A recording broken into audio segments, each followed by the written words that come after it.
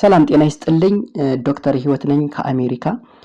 በየቀኑ ዝንጅብል ውሃ መጠጣት ለሰው ልጆች በጣም ወሳኝና አስፈላጊ መድኃኒት ነው።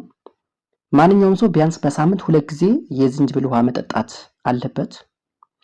በየቀኑ እንግዲህ ዝንጅብል ውሃ መጠጣት የሚያስገኘው 5 አስገራሚ ጥቅሞች ልብ በሉ። አንደኛ ምግብ ለመፍጨት፣ ሁለተኛ በሽታን የመከላከል አቅምን ይጨምራል፣ ሶስተኛ ክብደትን ለመቀነስ፣ አራተኛ የጡንቻና የመገጣጠሚያ ህመምን ለማስታገስ።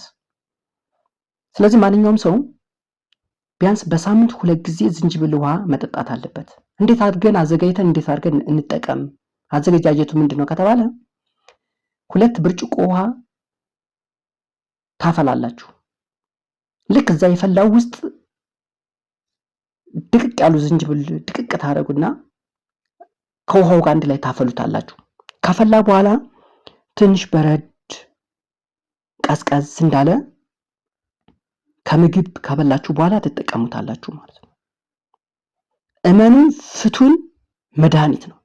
ማንኛውም ሰው ቢያንስ በሳምንት 2 ጊዜ ይህን የዝንጅብል ውሃ መጠጣት አለበት። ፕሊስ የተሻለ እንደዚህ አይነት ነገር እንዲደርሳችሁ ሰብስክራይብ አድርጉኝ። አዲስ ጀማሪ ነኝ። ዶክተር ህይወት ከአሜሪካ። ቴንክ ዩ